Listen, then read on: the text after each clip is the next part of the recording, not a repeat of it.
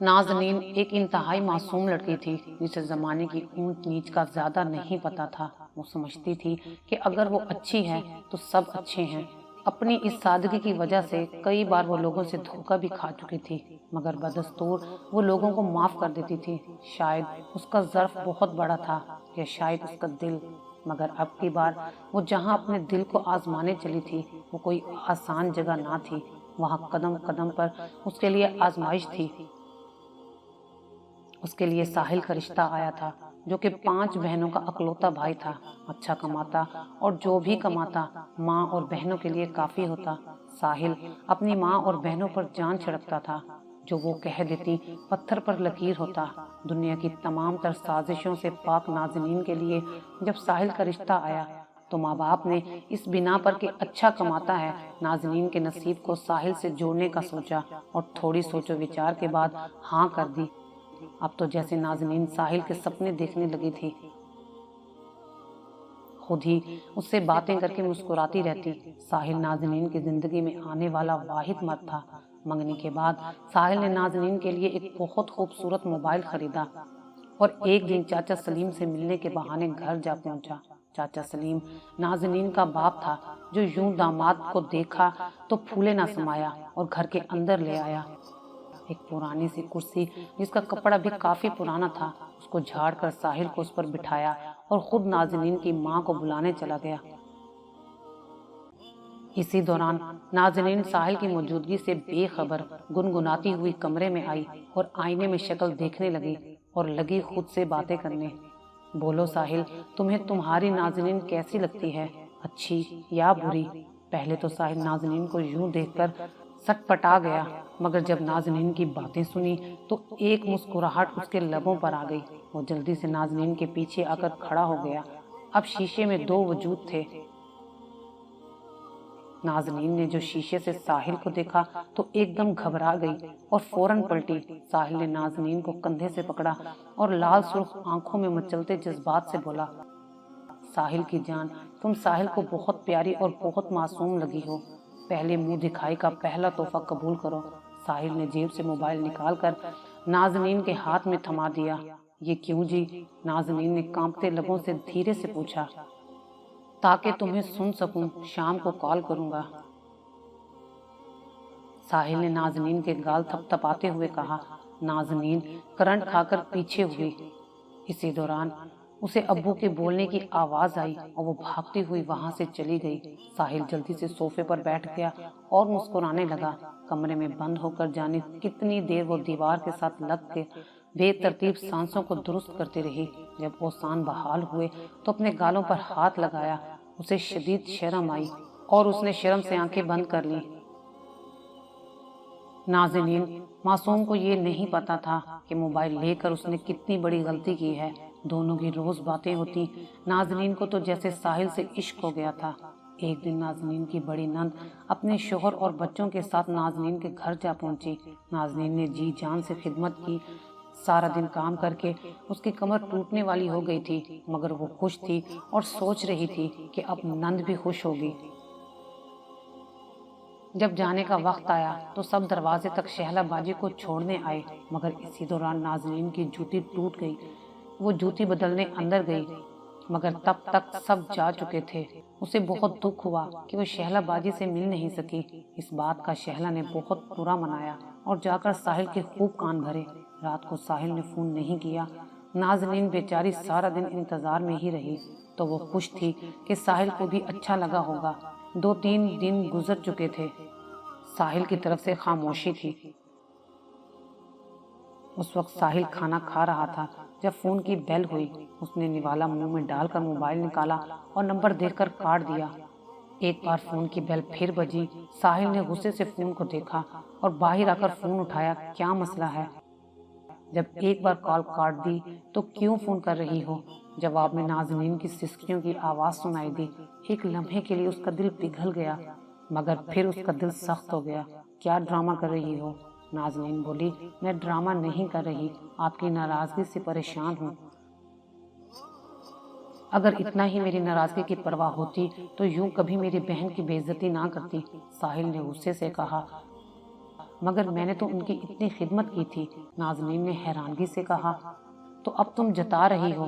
ساحل کی بات سن کر نازنین تڑپ اٹھی۔ ایسی بات نہیں ہے ساحل، باخدا میں نہیں جانتی کہ کس بات کا شہلا باجی نے برا منایا ہے۔ نازنین بی بی، مہمان کو صرف کھانا کھلانا ہی سب کچھ نہیں ہوتا، ان کو عزت بھی دینی ہوتی ہے۔ تم دروازے تک چھوڑنے کیوں نہیں آئی میری بہن کو؟ ساحل کی بات سن کر تو جیسے نازنین کا منہ کھلا کا کھلا رہ گیا۔ مطلب ایک ذرا سی غفلت اور کیسے ساحل تک سب کچھ یوں پہنچایا گیا۔ میں معافی چاہتی ہوں ساحل، آئندہ ایسا نہیں ہوگا۔ پہلے غلطی سمجھ کر معاف کر رہا ہوں، سمجھی؟ آئندہ شکایت کا موقع نہ ملے۔ جی آئندہ خیال رکھوں گے، نازنین نے آنسو پیتے ہوئے جواب دیا۔ کھانا کھا کر بات کرتا ہوں۔ نازنین نے سن کر فون کاٹ دیا۔ نازنین کی اب اکثر شامت آتی رہتی تھی۔ کبھی چھوٹی نند کو سالگرہ کا گفٹ پسند نہیں آیا تو کبھی منجلی والی کو کھانا نہیں پسند۔ اسی طرح کرتے کرتے شادی کا دن آ گیا۔ آج ساحل نے آف وائٹ شیروانی اور لال قلعہ پہنا تھا۔ اپنی وجاہت کے نشے میں چور ساحل نازنین کو اپنے گھر لے آیا۔ آج اگر 14ویں کا چاند بھی نازنین کو دیکھتا تو شرما جاتا، مگر اس وقت سخت دل ساحل کا دل دیکھنے والا تھا۔ جب کمرے میں نازنین اس کا انتظار کر رہی تھی اور وہ ماں بہنوں کے ساتھ کمرے میں بیٹھ کر باتیں کر رہا تھا۔ اس وقت رات کے 2 بج رہے تھے جب اس نے صبا کی آنکھوں میں بیزاری دیکھی، یعنی وقت کافی ہو چکا تھا۔ ساحل نے اجازت لی اور کمرے میں چلا گیا۔ کمرے میں داخل ہو کر اس نے نازنین کو دیکھا جو تکیے کے ساتھ ٹیک لگائے بے خبر گہری نیند سو رہی تھی۔ ساحل دبے پاؤں چلتا ہوا اس کے پہلو میں آ کر لیٹ گیا۔ صبح ہوئی، نازنین کمرے میں بیٹھی تھی جب ساحل غصے سے کمرے میں داخل ہوا۔ چلو اٹھو اور ناشتہ لاؤ میرے لیے۔ نازنین نے حیرت سے ساحل کو دیکھا۔ ایسے کیا دیکھ رہی ہو؟ سنا نہیں؟ جاؤ اور ناشتہ لاؤ۔ ساحل کا غصہ دیکھ کر نازنین جلدی سے جوتا پہن کر باہر کچن میں آ گئی۔ سامنے شہلا باجی کو دیکھا اور سلام کیا۔ وعلیکم السلام۔ شہلا نے اوپر سے نیچے تک نازنین کا جائزہ لیتے ہوئے کہا، ناشتہ بنانے لگی ہو کیا؟ جی باجی، نازنین نے دھیرے سے کہا۔ پہلے میرے لیے ناشتہ بنا دو، پراٹھا اور چیز والا آملیٹ، مگر مجھے تو چیز والا آملیٹ بنانا نہیں آتا۔ اے لو، اماں نے غصے سے دیکھا۔ اب نہ بنانے کے بہانے رہنے دو اماں، اسی لیے کہتی تھی اتنے چھوٹے لوگوں میں شادی نہ کرو۔ اب اس کو کیا پتا چیز والا آملیٹ کس بلا کا نام ہے۔ صبا کی بات سن کر سب ہنسنے لگے۔ نازنین کی آنکھوں میں آنسو آ گئے۔ لو اب مہارانی رونے لگ گئی۔ ساحل، او ساحل ادھر آ۔ شہلا نے بلند آواز سے ساحل کو پکارا۔ ساحل سیڑھیاں پھلانگتا ہوا نیچے آیا۔ کیا ہوا آپا؟ اب تیری کل کی آئی بیوی ہمیں آنکھیں دکھاتی ہے۔ میں نے کہا چیز والا آملیٹ بنا دو تو صاف جواب دے دیا کہ خود بنا لو۔ نازنین شہلا کو دیکھنے لگی۔ اس نے ایسا کب کہا تھا؟ آپا، اس کی اتنی جرأت آپ کو منع کرے؟ ساحل نے آگ برساتی آنکھوں سے نازنین کو دیکھا۔ ساحل نے جوتے سے نازنین کو مارنا شروع کر دیا۔ نازنین نے روتے ہوئے کہا، خدا کے لیے ساحل مجھ پر رحم کھائیں، میں نے ایسا کچھ نہیں کہا۔ مگر ساحل بدستور نازنین کو مارتا رہا۔ کسی نے آگے بڑھ کر اس کو منع نہیں کیا۔ جب مارتے مارتے تھک گیا تو دھکا دے کر باہر چلا گیا۔ تکلیف کی شدت سے نازنین کی آنکھوں میں آنسو آ گئے۔ نازنین کے دن رات اسی تکلیف میں گزرتے رہے، یہاں تک کہ وہ ماں بن گئی۔ اولاد ہونے کے باوجود ساحل اسی طرح نازنین کے ساتھ سخت رویہ برتتا، اس کو نظر انداز کرتا اور کئی مہینے گزر جاتے۔ نازنین کے ماں باپ پوتی اور بیٹی کو دیکھنے کے لیے ترستے رہتے۔ نازنین اتنا عرصہ گزرنے کے باوجود صبر کے ساتھ زندگی گزار رہی تھی۔ اب اس کی توجہ کا محور اب صرف اس کی بیٹی تھی۔ ساحل جو عورت کو پاؤں کی جوتی سمجھتا تھا، بیٹی کو ہاتھ کا چھالا بنا کر رکھتا، اس کی ہر بات مانی جاتی۔ بظاہر تو ساحل کی بہنیں حور کو بہت پیار کرتی، لیکن دل ہی دل میں شدید بہر رکھتی تھی۔ حور 2 سال کی تھی۔ ایک دن ساحل تھکا ہوا گھر داخل ہوا۔ اس کا کسی سے جھگڑا ہوا تھا۔ اس دفعہ نسرین جو ساحل کی سب سے چھوٹی بہن تھی، وہ اسے سیڑھیوں میں بیٹھی دکھائی دی۔ ساحل کو دیکھا تو دوڑ کر اس کے گلے جا لگی۔ بھائی، ہم نے کبھی بھابھی کو پرایا نہیں سمجھا، مگر پتہ نہیں یہ ایسا کیوں کرتی ہے۔ ابھی حور رو رہی تھی تو میں نے بھابھی سے کہا کہ لائیں حور کو مجھے پکڑا دیں، مگر صاف انکار کر دیا۔ ساحل کو پہلے ہی اس کی بہنوں نے بیوی کے خلاف کیا ہوا تھا، چھوٹی چھوٹی بات کو بڑھا چڑھا کر بتاتی تھی۔ ساحل آگ بگولا کمرے میں داخل ہوا اور وجہ پوچھے بغیر نازنین کو چٹیا سے کھینچتا ہوا گھر سے باہر لے گیا۔ اس گھر کے دروازے تیرے لیے بند ہیں، جا دفع ہو جا۔ اس دفعہ ساحل نے تمام حدیں پار کرتے ہوئے نازنین کو باہر نکال دیا۔ حور ماں سے بہت دلی لگاؤ رکھتی تھی، ماں گئی تو حور کو بخار رہنے لگ گیا۔ ادھر نازنین حور کو یاد کر کر کے روتی رہتی۔ اس کے ماں باپ الگ پریشان تھے۔ ایک دن دروازہ کھٹکا، نازنین نے دروازہ کھولا۔ سامنے اسے شہلا اور ساس دکھائی دی، جنہوں نے حور کو پکڑ رکھا تھا۔ ساس نے حور کو پکڑایا اور انہی قدموں سے واپس چلی گئی۔ ایک رات نازنین سونے لیٹی، اسے شدید پیٹ میں درد ہوا۔ جب ڈاکٹر کے پاس گئی تو پتہ لگا کہ نازنین ایک بار پھر امید سے ہے۔ ڈاکٹر نے اسے بتایا کہ اس کے جڑواں بچے ہیں اور دونوں لڑکے ہیں اور اسے شدید خیال رکھنے کی ضرورت ہے۔ نازنین نے ساحل کو فون کر کے بتایا تو جیسے ساحل کی خوشی کا کوئی ٹھکانہ نہ رہا۔ اس کو بیٹے کی شدید خواہش تھی، اور کہاں دو بیٹے۔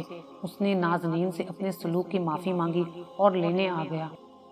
اب ساحل نازنین کا بہت خیال رکھتا، ماں اور بہنوں کی باتوں کو ایک کان سے سن کر دوسرے کان سے نکال دیتا، جس سے انہیں اور بھی غصہ آتا۔ ساحل کو بیٹے کی شدید خواہش تھی۔ کچھ عرصہ بعد نازنین نے دو بیٹوں کو جنم دیا۔ دونوں کی شکل ساحل جیسی تھی۔ ساحل نے نازنین کا اتنا خیال رکھا کہ نازنین سب دکھ درد بھول گئی۔ وہ خوش تھی کہ ساحل کو احساس ہو گیا ہے، مگر ساحل کی ماں اور بہنوں کے دل میں آگ لگی ہوئی تھی۔ عورت ہی عورت کی دشمن ہوتی ہے۔ ایک خطرناک منصوبہ بن چکا تھا، بس اس کو عملی جامہ پہنانا تھا۔ طاہر ساحل کا ایک غریب کزن تھا، مگر ساحل سے کافی دوستی تھی۔ وجہ یہ تھی کہ ساحل کا ہر کام کر دیتا تھا۔ ایک دن ساحل کمرے میں لیٹا ہوا تھا اور ساحل کو طاہر نے آواز دی۔ ساحل باہر آیا، دونوں مل کر بہت خوش ہوئے۔ طاہر رہنے آیا تھا۔ ساحل روزانہ طاہر کے ساتھ باتیں کرتا۔ ایک دن ساحل کام کے سلسلے میں گھر سے باہر تھا۔ نازنین بچوں کو سلا کر کمرے کی صفائی کر رہی تھی جب طاہر کمرے میں داخل ہوا۔ نازنین طاہر کو دیکھ کر چونک گئی۔ طاہر دراصل ساحل کی بہنوں کے ساتھ ملا ہوا تھا۔ وہ پورا منصوبہ نہیں جانتا تھا۔ بھابھی، ساحل نے پیسے مانگے ہیں، کہہ رہا تھا آپ سے مانگ لوں۔ طاہر کی بات سن کر نازنین نے ساحل کی قمیض کی جیب سے پیسے نکالے اور طاہر کو دے دیے۔ اسی وقت ساحل اندر داخل ہوا اور نازنین کو پیسے دیتے دیکھ لیا۔ یہ کیا کر رہی ہو؟ ساحل نے غصے سے دیکھتے ہوئے کہا۔ طاہر بھائی نے آپ کا نام لیا تھا، آپ کو پیسے چاہیے۔ ساحل نے طاہر کو دیکھا تو طاہر مکر گیا اور نازنین پر ایک دو غلط الزام بھی لگا ڈالے۔ ساحل کو طاہر پہ بیوی سے زیادہ یقین تھا کہ وہ جھوٹ نہیں بول سکتا۔ اب تو ساحل کا دماغ ایک بار پھر الٹ گیا۔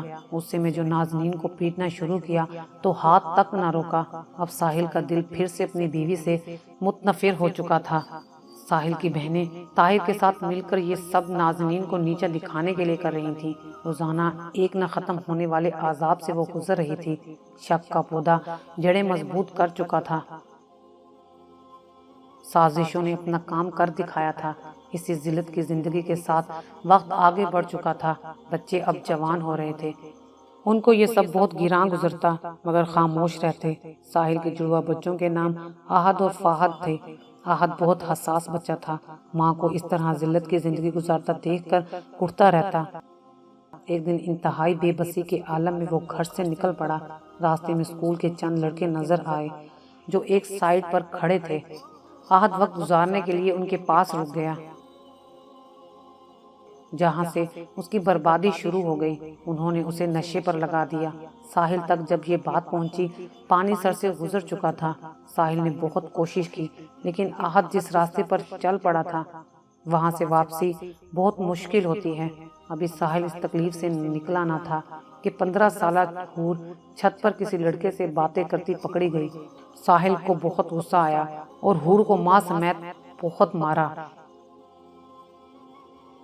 جیسی ماں ویسی بیٹی، ساحل کی بہن شہلا نے نفرت سے دونوں کو غصے سے دیکھتے ہوئے کہا، آپ ہیں ہماری دشمن، آپ نے ہمیں یہاں تک پہنچایا ہے۔ باغی حور نے ہونٹوں سے نکلتے خون کو ہاتھ سے صاف کرتے ہوئے کہا۔ نازنین نے حور کو خاموش کروانے کی کوشش کی لیکن ناکام رہی۔ بکواس کرتی ہے، ساحل یہ دیکھ کس لہجے میں مجھ سے بات کر رہی ہے۔ ساحل ایک بار پھر حور کو مارنے لگا جب نازنین اس کے آگے آ کر کھڑی ہو گئی۔ اب نہیں ساحل، اب بہت ہو گیا، تیری اتنی جرت، تو میرا راستہ روکے، میں تجھے طلاق دیتا ہوں۔ ساحل نے نازنین کو کھڑے کھڑے 3 طلاقیں دے ڈالی۔ ایک فاتحانہ مسکراہٹ سب بہنوں اور ماں کے چہرے پر امڑ آئی جو ساحل کے بغیر سب کو نظر آ رہی تھی۔ نازنین کا باپ اس دنیا سے چلا گیا تھا اور ماں بھی، مگر مکان اس کے نام کر گئے تھے۔ نازنین نے صرف اس وجہ سے ہر بات کو سہا کہ ساحل بچوں پر جان چھڑکتا تھا، مگر اب وہ بچوں پر بھی ہاتھ اٹھانے لگا تھا۔ نازنین جانے لگی تو دونوں بچے بھی ساتھ چل پڑے۔ آہد ابھی نشے میں تھا، اس کو کچھ معلوم نہ تھا۔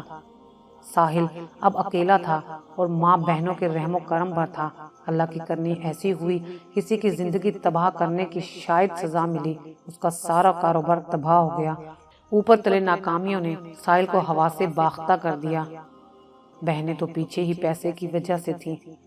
اب آہد اور ساحل ان کو بوجھ لگنے لگے۔ ایک دن ساحل کسی کام سے باہر گیا، آہد کھانا مانگنے شہلا کے پاس گیا، مگر ساحل کی بہن نے کھری کھری سنا کر گھر سے باہر نکال دیا۔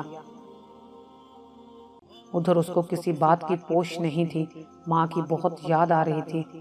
وہ بیچ سڑک کے جا کر سو گیا اور ایک تیز رفتار ٹرک نے اس کی جان لے لی۔ جب آہد کی لاش گھر پہنچی، لاش دیکھ کر ساحل پر فالج کا حملہ ہوا اور وہ معذور ہو گیا۔ نازنین کی تو جیسے دنیا ہی اجڑ گئی۔ اس کو سب سے زیادہ دکھ اس بات کا تھا کہ اس کا بچہ اپنی ماں کا غم لے کر دنیا سے چلا گیا۔ اس بات کو کئی سال گزر چکے ہیں۔ حور نے ماں کے سمجھانے پر اپنی توجہ تعلیم پر لگائی اور آج نازنین کے دونوں بچے اعلیٰ تعلیم یافتہ ہیں۔ فہد ایئر فورس میں ہے اور حور ڈاکٹر ہے۔ دونوں نازنین کا بہت خیال رکھتے ہیں۔ نازنین ماضی کے تمام لمحوں کو بھلا چکی ہے، بس ان تینوں کو آہد کی کمی بہت محسوس ہوتی ہے، جو جھوٹی سازشوں کا شکار ہو کر اس دنیا سے چلا گیا۔ اسی شہر میں ایک چھوٹے سے گھر کے باہر بوسیدہ کپڑوں اور گندے حلیے میں ایک معذور شخص ساحل کرسی پر بیٹھا، جانے خلاؤں میں کیا گھومتا رہتا ہے اور جانے کیوں روتا رہتا ہے۔ یوں لگتا ہے کہ وہ کسی پچھتاوے کا شکار ہے۔